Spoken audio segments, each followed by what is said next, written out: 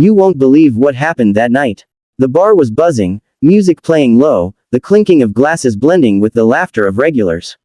Everyone was there to unwind, to forget their problems for a while. Among them was Sarah, the waitress everyone adored.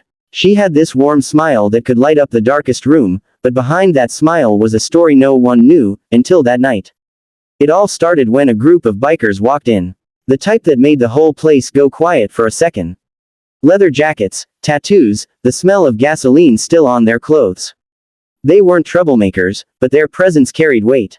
At the front was a man named Jack, big, rough around the edges, and clearly their leader. He walked in with confidence, scanning the room like he owned it. People pretended not to stare, but every eye was on him. Sarah, as usual, walked over with her notepad and her sweet voice, asking for their order. Jack smirked, leaning back in his chair, making a joke only his friends laughed at. She stayed polite, patient, even when they pushed her buttons a little. That's just who she was, kind to everyone, no matter what. But something about her calm demeanor seemed to irritate Jack. Maybe he thought she was too good for the likes of them. Minutes turned into an hour, and the tension kept building. Jack had been drinking more than usual. His friends were loud, making remarks that got under Sarah's skin, but she kept smiling. Until Jack did something no one saw coming. Out of nowhere, he reached across the table, grabbed the edge of her shirt, and ripped it. The sound of fabric tearing cut through the music like a knife. Gasps filled the bar. Sarah froze, her eyes wide, her hands trembling as she clutched what was left of her shirt. The entire room went silent. Every head turned. Even Jack's friends looked shocked. And then, what everyone saw made the entire bar go cold. Underneath her ripped shirt was a faded hospital gown, the kind patients wear during chemotherapy. Her thin frame, the scars on her chest, and the poor tape to her shoulder. Suddenly, her story wasn't a mystery anymore.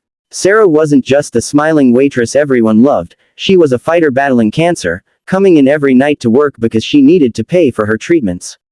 No one moved. Jack's face went pale. For a man who looked fearless, he suddenly looked like a child caught in something he couldn't take back.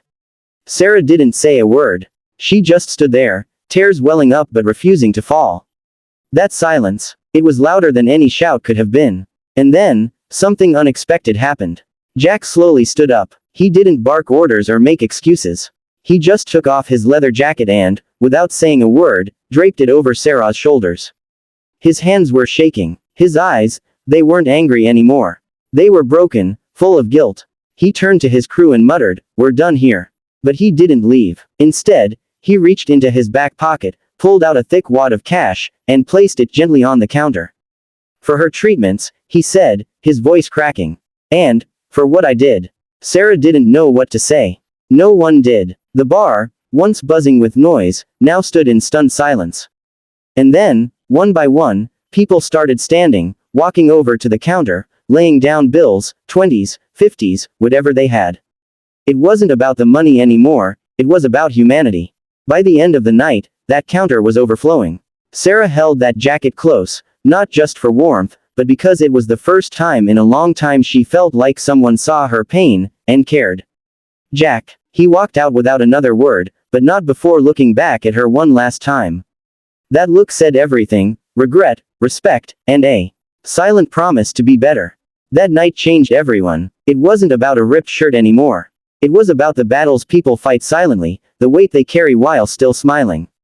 And sometimes, it takes one shocking moment to remind us all of what truly matters: kindness, compassion, and the power of standing together. So the next time you see someone smiling, remember this: you have no idea what they're going through.